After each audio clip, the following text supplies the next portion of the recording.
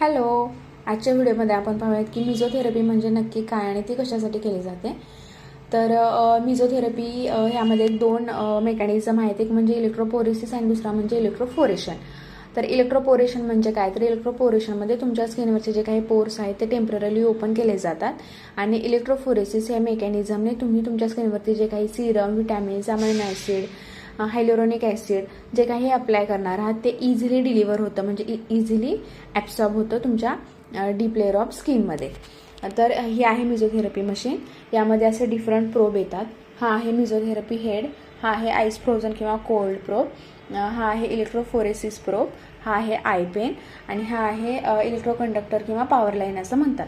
आता हे कशासाठी यूज होतं, तर या प्रोसिजरमध्ये मायक्रो इलेक्ट्रिक करंट प्रोड्यूस केले जातात. त्यामुळे प्रोसिजरच्या वेळी शॉक बसू नये म्हणून हा यूज केला जातो.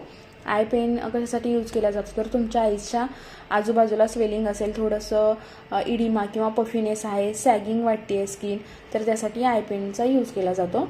इलेक्ट्रोफोरेसिस प्रोबमुळे तुमच्या स्किनवरती जे काही सिरम, समजा हायलोरोनिक ॲसिड किंवा व्हिटॅमिन सी सिरम असेल, अकॉर्डिंग टू तुमचं स्किन कन्सर्न जे अप्लाय केलं जातं ते इझिली तुमच्या स्किनच्या डीप लेअरला ॲब्सॉर्ब केलं जावं म्हणून हा प्रोब यूज केला जातो.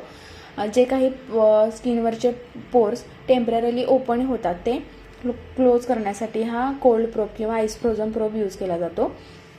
तर मिझोथेरपी कशासाठी यूज केले जाते, तर increase the firmness and the elasticity of the skin, improve the skin complexion and radiance, prevention of wrinkle, revive your dull skin and tired skin, dry and sensitive स्किनसाठी, hyper pigmentation, overall हायड्रेशनसाठी mesotherapy केली जाते.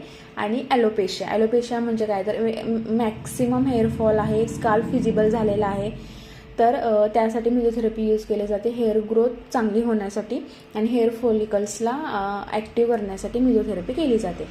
तर ही जी मिझोथेरपी आहे ही non invasive आहे, painless आहे, without any side effect आहे आणि 0 डाऊन टाईम आहे. जे काही फेस PRP किंवा हेअर PRP केलं जातं त्यासाठी हा एक हेअर PRP किंवा फेस PRPमध्ये नीडल यूज केली जाते जी पेनफुल मेथड आहे. तर त्याला एक अल्टरनेटिव्ह आणि पेनलेस ऑप्शन अवेलेबल आहे, तो म्हणजे मिझोथेरपी. थँक्यू.